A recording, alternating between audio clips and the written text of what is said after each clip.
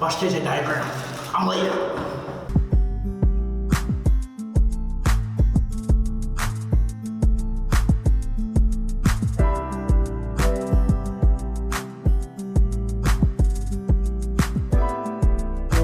This is a good time. This is happy hour time. Happy hour time. Happy hour time. Oh, we gotta come up with an idea for that. Happy hour time. I don't know what, but something. I have an idea. I don't know. I have an idea. I don't know. We'll talk about I it. have an idea. But hey, guys, welcome to KJ Diagram. Today, I'm your host, Keon. And it's your boy, JDJ. Welcome to the show, to where you gonna grow, get a little, Oh, yeah, I don't even know what I was going to say. Hey, listen, you're going to get some energy. You're going to get some drive. You're going to get some knowledge going. And Yeah. You know what? You're going to come out as a better person. And if you not, hey. It's all right. It's okay. It's okay, because you'll tune in to the next episode and continue to get better. And what we want from you, too, is that when you do tune in the next episode, we want you to be a guest on here. So we want to make sure we hear your voice and your verse is being heard to everybody else. Yeah, bro. Yeah, that's one thing I think we're going to implement. You put me on the you now. You know what I'm saying? I'm about to play with that when I get to the crib tonight. See what it's talking about. And yeah, man, I think we got to do that live interaction. Honestly, yeah, if my phone was charged, I'd have it up right now. Man. And honestly, the good thing is, too, is that bringing up stuff like you now, which we want to get our podcast going to everybody across the states and across the world, baby. But with that being said, is that one thing I like about you now is that again, you shoot it live, you see live comments. Yeah. You can also have people guest live too as well and just interact with your crowd. That's dope. And that's one of the biggest pieces about this whole podcast here is that we want to make sure that we pay attention to the comments. We want to talk to the people that's watching, or let alone the people that hear about us, because you probably going through something that no one else knows about, or let alone you feel like you're the only one. We don't want that to happen. Right. We want you to know that probably the things we're saying, you probably going through the same thing, but you can hear it from somebody else, and you're like, you know what? It's good to know that I'm not the only one going through that. So that's why we will love to have you guys, me and him will love to have you just to come on and just talk about your life, and let alone let's just shoot the shit. Facts. And one thing you don't have to worry about, because I'm all for here's the reality. I'm somewhat of a troll. Right, so I don't mind when someone is trolling me or blazing all that, because that's gonna come with the territory. Oh yeah. I don't know if you've seen, but Nicki Minaj is currently suing somebody because somebody else said that she did coke. Reason why I brought that up is because everyone has the free will to say something, but you don't have the free will to choose the consequence. So if she gets sued for all the things that she has, right, you don't have to worry about that coming from the KJ Diagram. Oh, Diagram. You don't gotta worry about that coming from the KJ Diagram. Yeah, I know they got doctor. Yeah, bro. Because in reality, you're defaming someone's character. To me, I'm gonna be upfront about who I am. You know what I mean? I'm just be out there. Lay it all out. I'm not hiding nothing. I ain't got no secret baby mamas. I ain't got to deal with those dramas. So. Because of that, bring all the smoke. If y'all got some jokes y'all want to get off, y'all want to talk about why I wear these glasses, because I like it, motherfucker. If you want to talk about anything, let me know, and I'm with all the smoke. Just make sure, though, you can take it. Because if your profile is looking hit and you talking shit, I'm coming for you. In a good way, though. In a good way. One of the things, too, is I always say, I actually learned that don't make fun of somebody else if you can't make fun of yourself. And honestly, man, I make fun of myself all the time. I remember growing up, my granddad has a stutter, right? And granddad, you watching this? I love you. Don't beat me. Don't beat me. But I remember growing up, some of my family always mocked the stutter, and I got told by mom. She said, if you keep making fun of his stutter, it's gonna happen to you as you get older. As I got older, I started stuttering. And I'd be like, yo, Joe. God damn, I'm stuttering. So it got to the point now where I just make fun of my stutter, or I just try to make a beat with it, or just randomly. So I like to have fun with it. And you know what? I learned from it, but you don't learn from until it happens, True. I mean, you can sit there and you can hear from somebody else's story. You be like, oh, damn, it ain't going to be me. Facts. Okay, sure. But when it happens to you, man. Facts. I'm gonna tell you, when I had my back injury, which I just recovered, guys. I had my back injury, and I'm like, man, I feel bad for I see people on the walkers and stuff because I was walking just like that without a walker. Going through it. I was going through it. I'm just like, damn. I really, really want to make sure I take care of my health. I don't want to sit there in a walker. I don't want to have back problems because I always like, oh, okay, he just have because he's older or it's not that bad, whatever. But I realized you cannot do so many things. And now I took my back for granted and I had an epiphany. I'm just like, you know what? I'm about to start doing I'm about to make sure I eat better. I'm about to make sure I work out. I'm about to make sure I enjoy having a healthy back and go walking around more. Nothing motivates you like pain. Real shit. Nothing Yeah, motivates you like pain. Pain typically, I believe, does a few things. Pain either makes you a great person or it makes you the greatest devil. Because most people that do all this bad shit in the world and, you know, things that are just like so like cruel and like, you know, people don't even understand it. Like, how can you do this to somebody else? It's because likely they experience similar experiences. And it may not even be as gruesome, but they felt that type of pain to where they can inflict it onto somebody else and not even think about it. And you know what? Best example. You watch Key and Peele? I ain't watch all. Man. All the time. I know it. So for you guys who watch Key and Peele out there, there's a skit, the bully skit, where they play like middle schoolers, whatever, and the guy's bullying. He was like, "Why are you bullying me?" He was just like, "Cause I'm putting my microtransgressions on you because I get hit at home." And he's just like, "Damn." That man hit bullying. And the next time his dad pulls up hitting the truck. He was like, "Get your ass in the car so I can beat on you because your mama left me. And this is why I do this." I'm like, damn, that's really how it is. We just don't know. Yeah. That's really what it is. With that being said, it's just like now watching that shows me that a lot of people who react certain ways or might who be like grouchy or whatever, they got their reasons. Right. Sometimes people can just be waking up like that, but there's a reason why they're like that. Right. It can be a childhood infliction. It can just because no one actually acts how their day is. Yeah. And speaking of freedom of will, it's nice sometimes to use that freedom of will just to say the words, "Hey, how are you?" Right. Just to say sometimes to a random person in the street. I see somebody who's looking like, oh, I'm like, bro, how are you doing today? Yeah. I think a few things like that can go a long way, but also too, I think one of the reasons why people don't like asking how you're doing because they're afraid of the response. Like, if you see somebody, you be like, "Hey, how you doing?" And they be like, "I'm doing bad right now. You got $100?" Like, They're like, "Oh damn, I wasn't ready for this." It's like, be careful what you ask for because if you ask for something, you might get something that you don't really want. So, in which I get, but I feel like we shouldn't be afraid of that. That shouldn't be, a lot of times, what stops us from being good people or what stops us from not being shitty people, because I feel like inherently we're just as shitty as it gets. Like, we'll see people just homeless, can't do nothing for them, you know what I'm saying? So we just assume that somebody else already tried to help them and nobody else could, so I'm not either. Why would I bother? Right? So I feel like for the most part, yeah, we're all shitty. And then I'm okay to admit that. Because, hell, I do it. Like, if a homeless person is walking by me, "Hey, you have $1 or whatever?" If I don't really have it, then I'll be like, "Nah, I don't got it." But why don't I got it?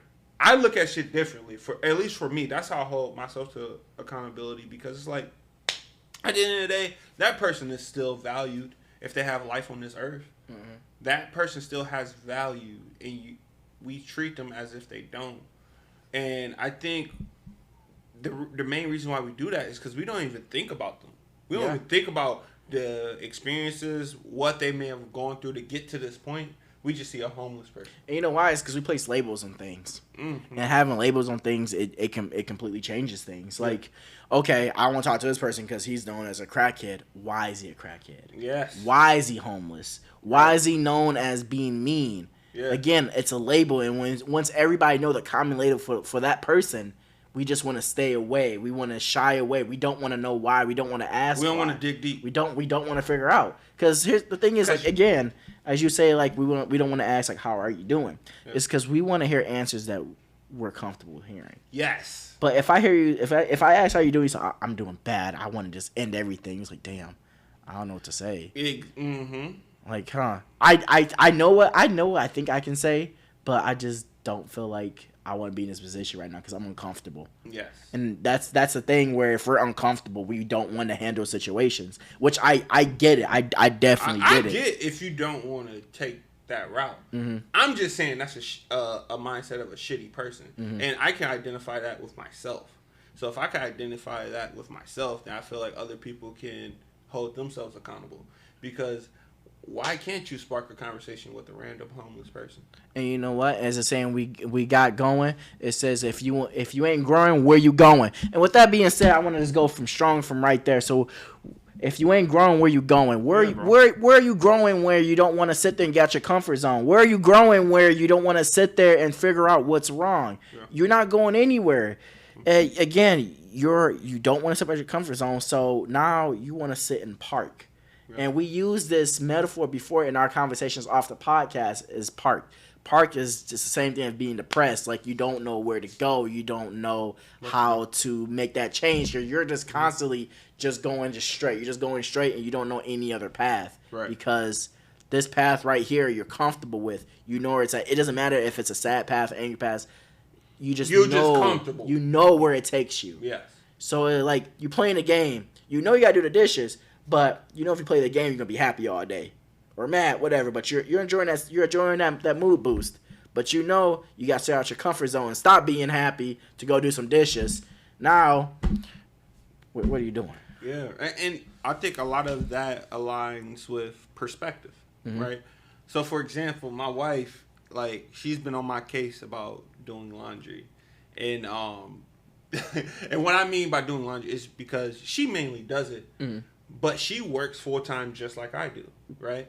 I think, and sometimes I get selfish, and I'd be like, well, I'm running 5 podcasts, I got editing to do, and I work out, and you just clean up the house. If I'm being real with myself right now, I would lower the value of folding clothes, doing laundry as a priority in my eyes because I'm doing all this big shit instead of actually being a good husband and taking care of my responsibilities. It's a totally different thing. And I had to, like, bite that bullet myself. Like, stop being a bitch, get your ass up, do the damn laundry, help your wife, be a blessing to your wife, build her up. So that way, if you want to step up the quality and lifestyle, step up the quality and husband. Like, if you want, like, to have this and have that, and you know what I mean? And here's the thing. I know that a lot of my time now is not going to be spent with her because I'm doing all this other shit, right? So if I'm doing all this other shit, then she has to see some type of improvement in a different area. It may not have to be money. It may not have to be. It may just be this one little thing.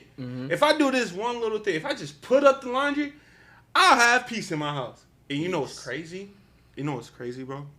Is that I recently created a little. I got a laundry room. I got a shelf. I created a shelf, and I put it up. So I do the laundry. I put up clothes straight from the dryer. So that way it's going straight from the dryer on the hanger. Rack. Boom. And then once I'm done doing all the clothes, take them all up, put them in the closet. So it's like, it's a process. It's simple, but I created that so I could be able to have a good marriage. Like, I don't want like, small shit just getting away. I'm trying to do big shit right now. Everything I'm trying to do is big. So if I let small shit, like putting up clothes, getting away, it's only going to take me 15 minutes. You know what I mean?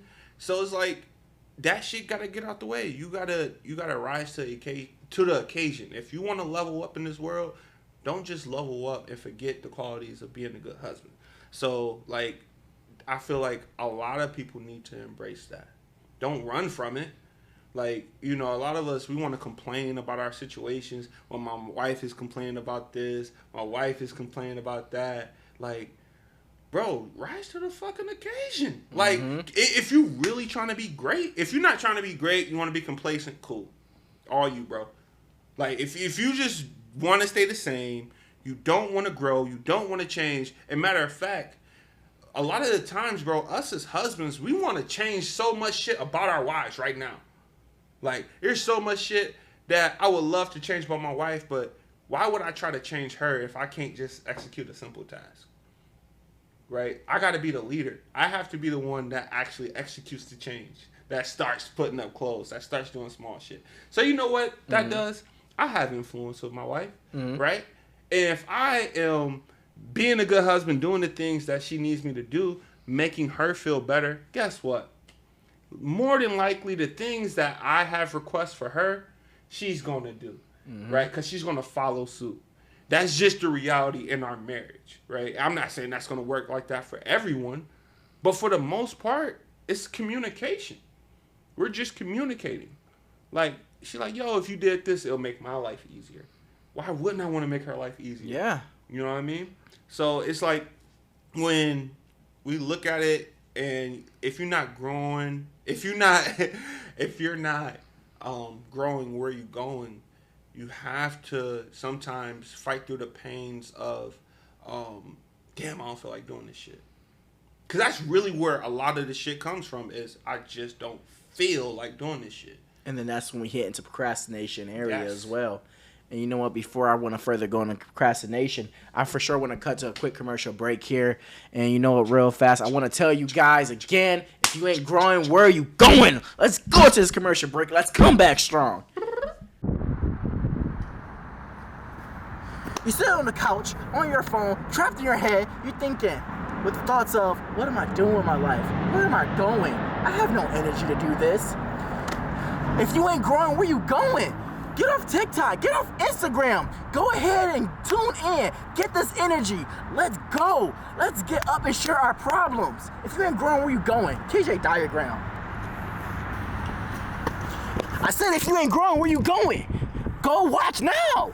We are back. Live in effect. But yeah. Hey guys, welcome back. We had a nice commercial break. I hope you enjoyed that. Yes. So, coming back here as I was bringing up procrastination here. Now, I realize the biggest killer is procrastination, and a lot of us do know about that, especially myself, which I am working on because I am always healing. What ways do you procrastinate? Oh, man, the ways I procrastinate. Woo! I can't procrastinate with playing the game because I don't feel like going to the gym yet. I don't feel like cleaning because I'm just like, man, I am such in a euphoric state. I'm just playing the game. I'm talking to my friends. We're having fun. I'm having fun while I ruin that. Why I ruin the things around me? Why should I go over to clean his dishes so I can make myself a proper meal? Why should I do that when I'm having fun with my friends? Why should I kill my good euphoric high of doing dishes instead of playing the game? Now, with that being said, with the bad choice of my procrastination, I'm just going to order DoorDash and buy some shitty food. And now at that point, I'm about to feel sluggish. I'm about to feel heavy. I'm probably about to gain more weight. And now I'm going to bitch about me gaining weight because I'm procrastinating. But instead, what if I just sat there and hey guys, I'm going to take a break. I'm going to wash these dishes real quick and I'm going to cook myself some food. Because you know what? I'm trying to eat clean. I'm trying to stay away from that sluggish energy. I'm trying to come up strong and do podcasts like this versus, oh, yeah, man, I just had a fucking burger like a Whopper, bro. I'm tired, bro. Right. I almost got the itis, but I don't got the itis. I'm just sluggish because this food is garbage. So would you say a lot of your procrastination is rooted to feelings? How you feel? I would definitely say it is feelings, just because with procrastination here, it's just that you have the thing of strong emotions. So strong emotions work. Well, I don't even say strong emotions. Let me take that back. With just emotions, it's just like I'm feeling sad, so let me go on TikTok and stuff. It might cheer me up. I'm procrastinating to go do my other stuff because my state of emotion. So now, why should I go clean when I'm so sad? So I'm trying to lift myself up doing this. Okay, sure. Let's say it creates some laughs, right? It creates some laughs, but now you're just stuck. You're just stuck watching it now because this is the only thing that's keeping you happy. Now let's say, all right, it's over. I got a little bit of high to go do the dishes. Now you're back there mentally because you're just like, I don't want to do this. You talk yourself down of doing it. But if you actually like, which I tried it before, if you actually try to sit there, like try to boost yourself, like even talking louder, because they say like, oh yeah, if you smile, you feel better. Sometimes if you talk loud, you get the energy going. And I really didn't believe it, but it actually does help sometimes. Cause you just get that boost, like you're just going. But that's just me though. I'm just a hype person when I hype myself up. So for you, it's hyping yourself up, and trying to overcome the procrastination. Yeah, that's really you gotta be a biggest motivator. Yeah. And if you have somebody, which as you say, like you got a wife, she helps you keep you in check or fixing your procrastination. She helps you get your stuff together, and that's when you have an accountability partner. Right there. Right. And that's great to have. But then when you sit there and have an accountability partner, sometimes you can lose yourself saying, now am I codependent of doing my stuff based off my accountability partner? Can I go do the laundry without her getting on me, without reminding me? True. Can I have that independency of, I know I got to hit the gym and all this, but do I got the mindset of let me get home and do the laundry and then go take care of my stuff? Right. Without her reminding me, without her. It's a whole nother thing. It's a whole nother thing. And me, I look at it as Tony Knuckles said it best. He said, how you do one thing is how you do everything. Right? And he probably got that from somebody maybe, but I heard it from him. So, and I really took that to heart because it's like everything that I want is aligned for one goal, right? And I can do it all, and it can all be aligned for me to accomplish this one thing that I want to, right? But it's figuring out what's all the shit that's not aligned to my goals. You know what I mean? And I think for me, it's more so a matter of belief. It's like more so of like, fuck my feelings. Mm-hmm. Fuck how I feel. If I'm sore, but I said I was gonna work out, guess what? I'm working out. But it's a practice though. It's not something that I don't think comes overnight. Because your feelings, bro, can manipulate you sometimes. Like literally, you could feel like, man, I feel like getting some food. You eat, you get full. I want something sweet. I've been there.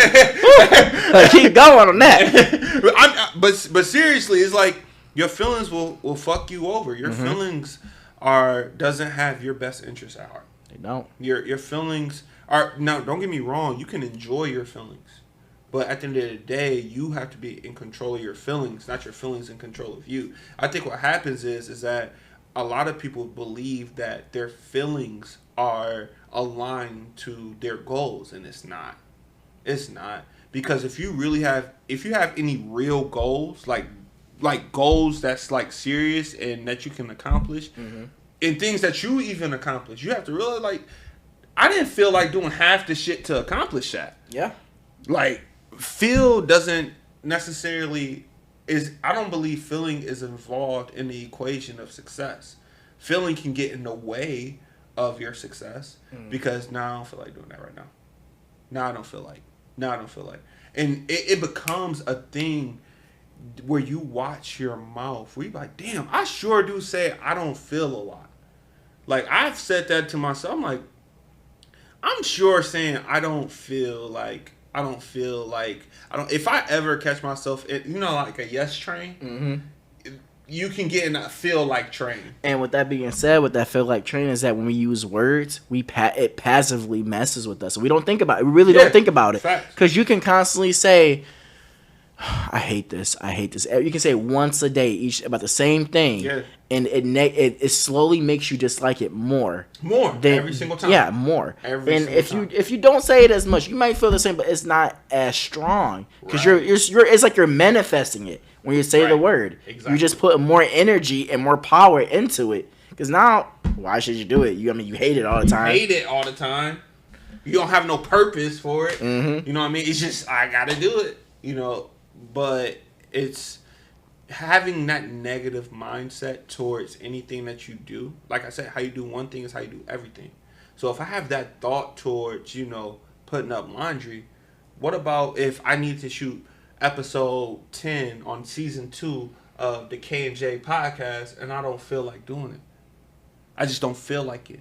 That's not doing. It's not gonna grow. You're not growing. you're not growing. Your feelings will get in the way, and so that's why it's so important to become detached from your feelings, but enjoy them when you can. And all I want to say is I want to shout out to all the doctors and nurses and Yeah. everybody, just because I know you guys be working long shifts. You don't feel like doing that. You don't feel like helping people at the time. I don't feel like Definitely don't do it. Oh, But man. it's just like, you know what? I'm gonna do it because I gotta get it done. You putting your feelings out the way because you know it gotta get done. You know it helps you get your goal to pay your bills, to save money, to buy this. And buy investment you properties. guys are so strong. So I appreciate y'all. Kudos and stay strong out there, my nurses and doctors. Could you imagine being a nurse during COVID? Oh man. Man, because here's the thing. You have the complete unknown just surfacing the world, right? And now you're in the middle of all of that shit. Everything. Like, it comes to you every day. Man, the amount of pressure, anxiety, just think about our lifestyle. Think about your lifestyle. Take your lifestyle, and then instead of, you doing your current job, you are a nurse. Working 12 hours. Right? Some work I think it's 4 days, 12-hour shifts, or 3 days, 12-hour shifts, something like that. But anyway, like, you add that to the equation on top of, what you got going on, shit, you could be in a very bad mental space, bro. Yeah. Easy. At that point, you might just be on autopilot. And then True. right when you have that 3 days off, you step off of autopilot, and you're just like, I'm exhausted. Yes. Where am I right now? What am I doing? Yep. And then sometimes that's when you would get in park. To where, sure, you made a lot of money during it. Let's say you made a lot more money than before. Yeah. But you're just like, there's nothing for me to enjoy it with right now. Because all I know is working. All I know is to constantly worry. And I put my feelings away because I'm on my grind. Mm-hmm. But I forgot. What are feelings? I think you just hit such an important note, is that it's like you just working. You just working to work. Yeah. What was that? Oh, you referenced it in the last podcast episode. Movie with Samuel L. Jackson. It's Sunset Limited. Yeah. The whole, like, Tommy Lee Jones said, like, the whole earth is just like a big labor camp. Yeah, like a big labor camp. I think that for us as humanity, we need purpose. Mm-hmm. Meaning that we need a reason to get up in the morning. If you take that away, you take purpose away from an individual into where it is just a labor camp. Because what you working for? You're just working just to work. You working just to work, but you don't even realize is that your work is helping somebody else accomplish their purpose. Mm-hmm. You know what I mean? Like, what? Like, my work is helping somebody else to accomplish their purpose, see further. their goals. Like, everybody is, like, when I go out and I spend money at the store, somebody just profited. Mm-hmm. You know what I'm saying? I'm contributing to society in a way that's going to benefit somebody else. So you mean to tell me I'm going to put in all my money that I work hard for into everybody else, but I can't walk in my purpose? Fuck that. Sheesh. Fuck that. I mean, seriously. Like, because we work hard, bro. Especially when we was back in the other role. Woo. We work hard, bro. So it's like, why wake up and not have a purpose? Like, I'm learning to be intentional in everything that I do. Mm-hmm. Because everything matters. Like, we are building the compound network. Meaning, the work we put in today is going to be the work that we build on 5 years from now. Right? You got to have that in your mind. Even as a nurse, whatever. Like, 5 years from now, the work I'm doing today, I'm building on it. You're building a foundation. You built, exactly. If you just working to work and you can't use the work today as a stepping stool for tomorrow, then what the fuck are you doing? You just here, bro. Yeah. If you can't use that job to put on your resume to get a better job, then what you doing? You're just wasting your time. What you doing? If you ain't growing, where you going? If you not growing, where you going? Like, I'm just gonna sit here and just nonstop work. Now, what's my goal? I don't know. I'm just working to pay bills and live. I'm just working to pay bills, make sure the kids got food, make sure my wife is all right. Here's I think society's thinking, and I think we need to break away from, because it's poverty thinking. Is that my goal is to provide for my family, make sure they're straight, and we just maintain. Mm-hmm. If you ever talk to somebody like just random conversation, most people say, I don't necessarily need to be rich. What they say, I just want to be. I just want to have a good financial living. No. I want to be say, stable. I want to be comfortable. That's the one word most people say is, I want to be comfortable. I ain't got to be rich. I just want to be comfortable. That doesn't exist. You either growing or you not. You either growing or dying. For real. Like, you have to be consistently growing. Mm-hmm. If you look at anybody rich, like anybody who got money, they're continuously multiplying or trying to find ways to multiply their dollar. Increase themselves. They're not like, all right, I hit 100 million. I'm good. And you know what, too? Comfortability is the biggest killer. Because, man, I remember when I was just working at the grocery store a long time ago. Yeah. Back when I graduated high school and stuff. I talked to this one guy. And he was just like, he's been working in the section for about 10 years or so. Yeah. He wasn't a manager. Mm-hmm. He was just the stocking stuff. He was assistant manager, though, but he didn't want the manager role. Yeah.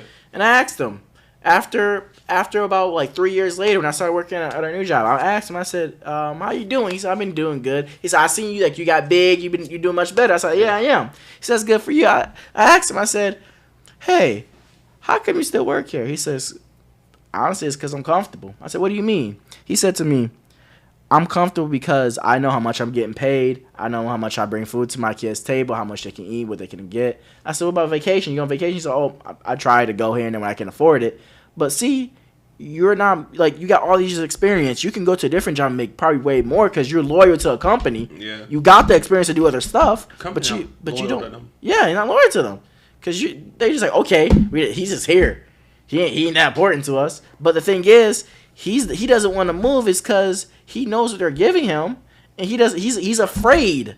He's afraid to go to a different job to learn new things. He's afraid to step out of his comfort zone to grow. Yeah. Because when you step out your comfort zone and you try to grow, if you get knocked down, that destroys your mood. That hits your feelings. Mm-hmm. And we don't want that. We don't want to get put in a negative state of mind. Because you're like, damn, now I'm hurt. Now I might probably go to liquor or whatever vices I have. Yep. But once you get put in that negative mood, you bash yourself down. You're just like, why should I go do this? Why did I do this? And now you're just stuck in a loop. You know what happens? A lot of dreams die. Especially around our age. Mainly because what happens is that a lot of people just have kids at a very young age. Mm-hmm. Right? If you have kids at a very young age, not saying that it's impossible, but it's just very, very hard for you to actually find out what it is your purpose is right now in that midst because you've got this child to take care of. Not part of your purpose is them. Yeah, and so you can't spend all your time prioritizing, your goals, your dreams. Mm-hmm. You just got to take whatever job is available and feed them, mm-hmm. right? And so the sucky part is that, and I'm gonna be really philosophical here, is that I believe that, our community as far as, black people and whatnot, it's like having sex and, all that stuff, it's like it brings forth a baby. Mm-hmm. You know what I mean? And so if it brings forth a baby, then it delays your process to fail. Like, a lot of people just don't have time to fail because if they fail, now their kids is in CPS. Mm-hmm. You know what I mean? And so in their eyes, in their mind, they're trapped. They're literally trapped because they're like, man, I can't do this because if I do this, it's too much risk. If it don't work, then how am I gonna feed my kids? Mm-hmm. You know what I mean? It's like, if you can at least do all your fuck ups in your 20s. Do all your fuck ups. Just don't add any additional responsibilities because then you're gonna grow and learn and actually be mature enough mm-hmm. to when you bring that kid in the world, they have everything that they need, but they're in a better position than as a teenager. Mm-hmm. You know what I mean? You're more mature. But what happens is we have them young, so now that dries up the opportunity that they can actually take advantage of. Oh, you trying to go to LA tomorrow? I ain't got kids. I can just go, right? But someone who does have kids, You can't just hop up you and can't go, just bro. hop up and go. Like, if my boy was like, yo, like, we out here in Miami. We out here for the weekend. What you want? You trying to come out? Yeah! What you mean? Oh, shit. Y'all got a spot? Oh, I'm there. Like I could just pop up and go. But for most people, they can't do that. But if you just take that into a business sense now, think about the things that they could be doing, the things they could be creating, right? Instead of going out and go party, they can't even use that time to even create a business. You know, so, I mean, it's easier when you have a team, but if you're by yourself, you don't have nobody to help you or contribute to taking care of your kids or anything, it's tough, man. That's how people, because similar story, it's a guy I worked at AAA with. And I'm like, this guy been here for 15 years? I'm like, how much he make? They're like $15.50 an hour? I'm like, 15 years? You the manager, and you been here for 15 years, you making $15.50 an hour? And the only reason I know, because, shit, I could get a manager position myself. Like, and then when you realize that, it's like, damn, like, so either the situation usually keeps people bound, or they're scared to grow. They don't want to take the risk. They just like, I'm comfortable.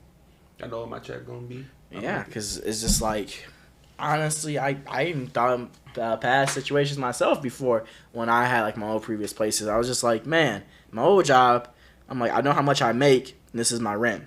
Yeah. I can try to go for a new job, but what if my hours get cut? Now I probably can't afford it, so I'm gonna have to go homeless. Right. And then that's where I'm afraid of the risk. And what I learned from, I don't remember who it was, I watched a video once. The guy said, why be afraid of risk? Because everything we do is a risk. He said, invest your money. It's a risk. If you don't invest your money, it's a risk. Yes. You want to step outside because you want to have sunshine, but you're afraid of getting hurt. You're at risk of getting hurt. But if you stay inside, you ain't going to get that sunshine. It's a risk. Everything you do is a risk. Yeah. And whenever we think of risk of not doing things, you're taking a risk of not doing it. Because now you're not gonna gain nothing because you're not gaining. You're not taking a step. Yeah, but what if you took the step? You might gain something. So we're just afraid of risk. We are. Risk and comfortability it goes hand in hand. You know, and parts of me, I feel like me, I'm on the riskier side of things. Like, if you was to ask me my risk, risk assessment or whatever the case, on a scale of 1 to 10, how risky you are, I'm probably about a 9 or a 10. If you were to ask, 9 or 10. I'm probably like a 9 or 10. I'm the guy that likes to take risk, but it's for one reason, and it's rooted to my faith. It's like, because I believe risk is an opportunity for you to believe. You know what I mean? It's really an opportunity for you to believe in the thing you can't see. You can't see you can't see what's about to happen. All you can visualize is that something good will come from me taking this risk, right? And if you can then step into that risk knowing you have comfort, for me at least, and the reason why I say I'm so risky is because it's like, I'm literally like this. If I die today, I'm all right. I'll see Jesus. That's in my mind. It's like, if I die today, it's all good, bro. I'm not scared to die. Like, fear is the worst thing in my mind that you can have because it literally prevents you from moving. Fear will keep you still. Fear keeps you in park. You know what I mean? And then when you realize you're free from fear, like, yo, like, bro, God loves me. And because you love me, I'm free from fear. All right, I'm about to go do this big shit. I'm about to take the risk now. Because I'm like, what am I fear for? What's the point of fearing? Because fearing doesn't do nothing but just get in the way of your thought processes. It holds you back, and you can get more done without fear. Honestly, I'm going to tell you, like, I had a fear of heights for the longest. I still do. Yeah. But the thing is, I remember the first time, I think I was 4th grade, and we got a field trip to go see the point. Dude, I'm afraid of heights. Well, I'm going to go on roller coasters. But you know what? I remember I hung out with, I think he's one of the assistants. I don't know. But we went on rides. We went on almost every ride I can besides the dragster. Yeah. So far. So I know we went on at least 8 rides, so I know that. Okay. And I was afraid. Like, I was really afraid. But I did it because I was just like, okay, I know I'm afraid. Yeah. But why? Why should I not do it? Why shouldn't you not do it? See, when you assess risk that way, because your assessment of risk is like, all right, if I get on this roller coaster, they rode this thing a million times, and you know, not today at least. I haven't seen no accidents. So my friends are getting on it. Since they're getting on it, you know what I mean? I know they don't have any expectation of death. So fuck it, let's get on the ride, right? When you can assess risk quickly like that, but when you start to assess risk like, man, like I'm thinking about quitting for example, I got 3 kids. I'm thinking about quitting my current hourly job that I'm able to just sustain and be cool. Can't really save much, but we good. We got everything.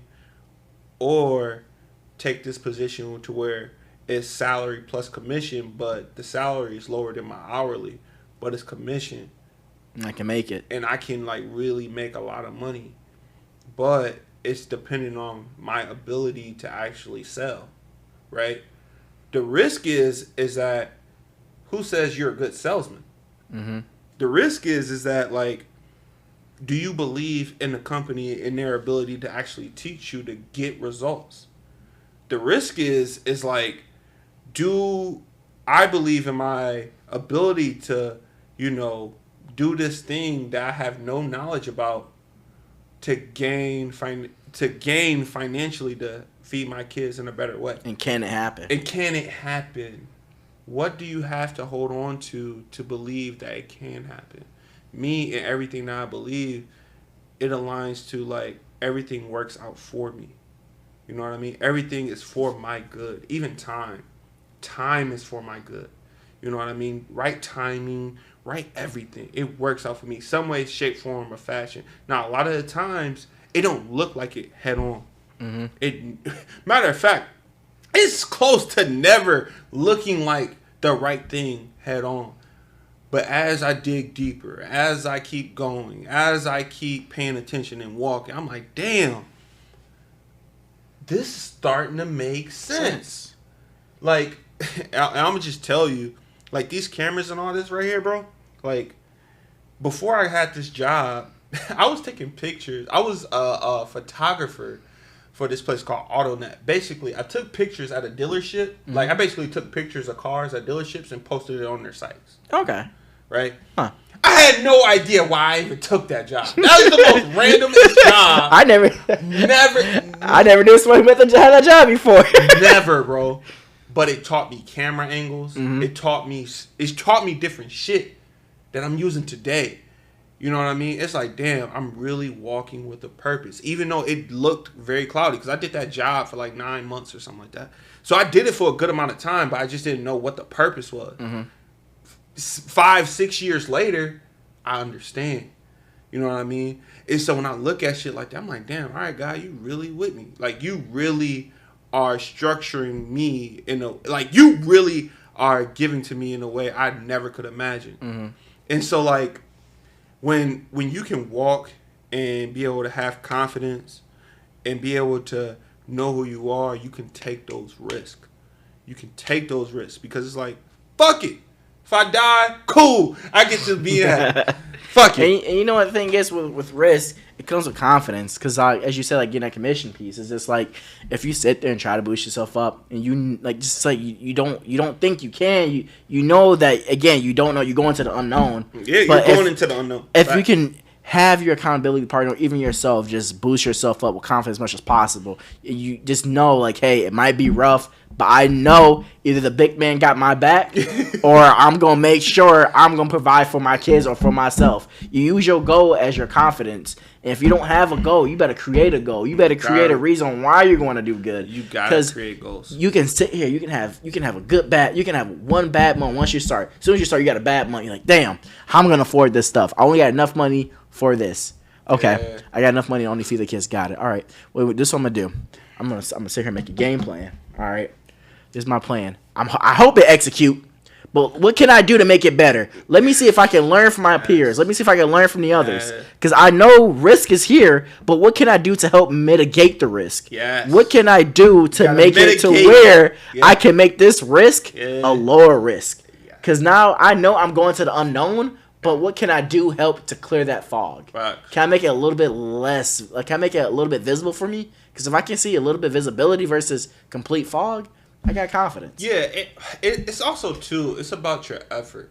You know what I mean? It's about the amount of effort that you put in. Because if you can execute that effort piece of actually putting together a plan, right? You gain confidence. You can build on that.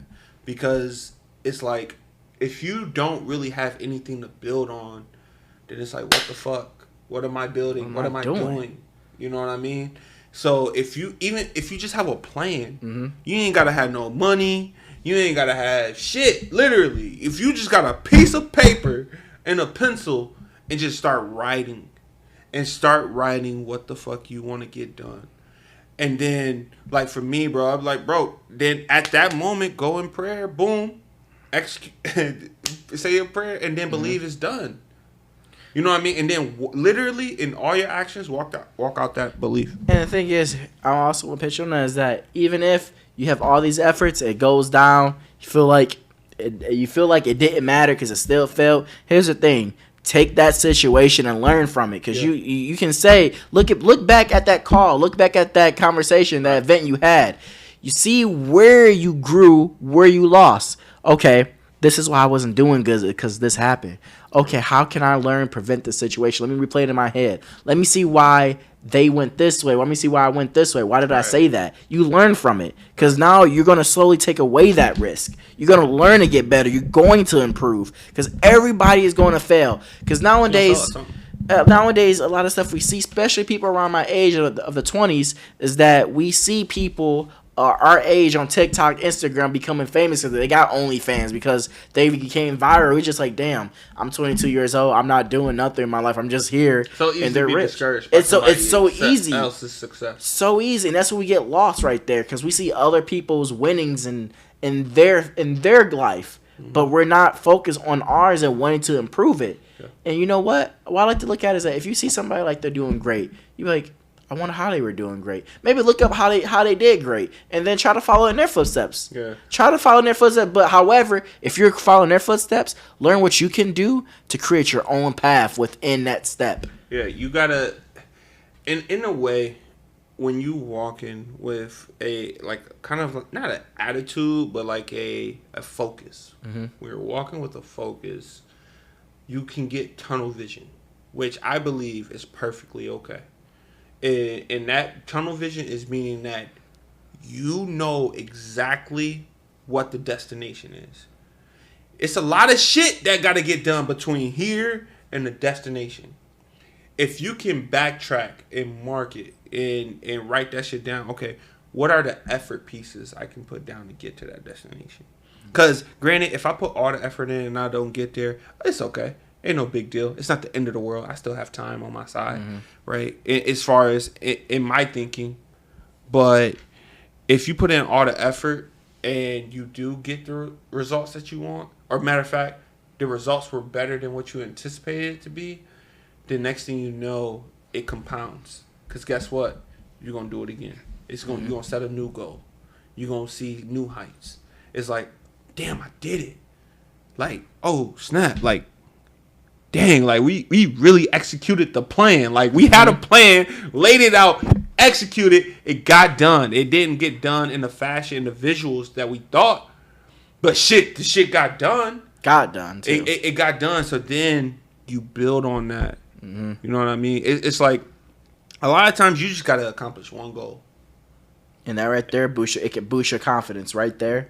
And it can help you assess new risk and move further. Facts. And you know what? Again, if you ain't growing, where you going? Because I constantly want to grow. Yeah, bro. And you know what? With that being said, man, I really enjoy a lot of the stuff we talked about. And what I would love to do still, I just want to keep talking with you guys. I want to make sure me and him can have these fulfilling conversations just because engaged. Because the thing is, there's a lot of thoughts we have on our minds and we talk about it because it's fresh. We have these thoughts so we're like, man, you know what? He probably has the same thought as I do. Facts. And I feel like this should be heard. Yeah. Because even every time we talking, I'm still learning new things. Yeah. I'm like, damn. As you were talking earlier, I'm like, shit, he motivated me. I'm like, I can't wait to talk. I'm about to see what I can learn later. So that's all we really want from you guys. Just really to hear your story, share your passion, and see what we can do ourselves to help.